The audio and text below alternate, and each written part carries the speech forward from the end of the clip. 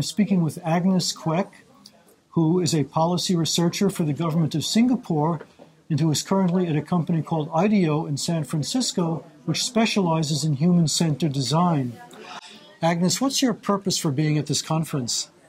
Well, I want to hear a lot of different perspectives and also experiences from the participants about what are the kind of new approaches that we need to be taking and start to think of in terms of job creation.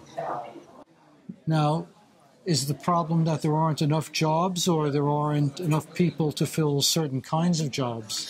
I think the problem at heart is a skills mismatch, and it's also an aspirations mismatch. So there are certain jobs being created in the economy today that nobody wants to take up, or only certain groups of people want to take up. There are certain jobs that are being created that no one has the skills to take up. So on one hand, it's really about education and training, but also on the other hand, looking at entrepreneurs and asking them, well, are you really creating value for the economy? Are you really creating jobs that people want?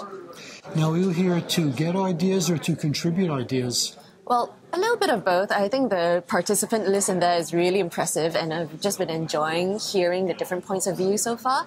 But I like to contribute my own unique perspective as a policymaker.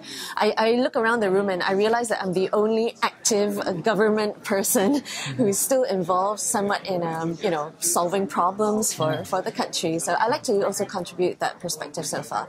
And from what I've seen, for me, it's really the translation from policy intent, from a statement like, let's create good jobs for people, into implementation, which is, well, how do we get people there? How do we give them the skills that they require? But beyond just technical skills, how do you move people from one equilibrium point where they were in one kind of job before to a new equilibrium point to say, well, here's a new job that is actually meaningful and it gives you a good career. But in my experience of working on the ground with low-income citizens and unemployed residents as well, the real crux is this. Making that transition requires a lot of support, emotional support.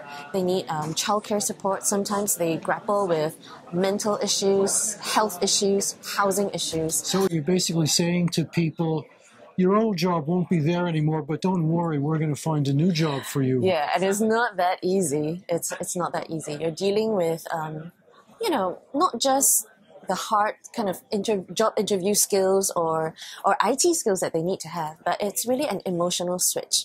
And hence, for me, I see a lot of call for human-centered approaches.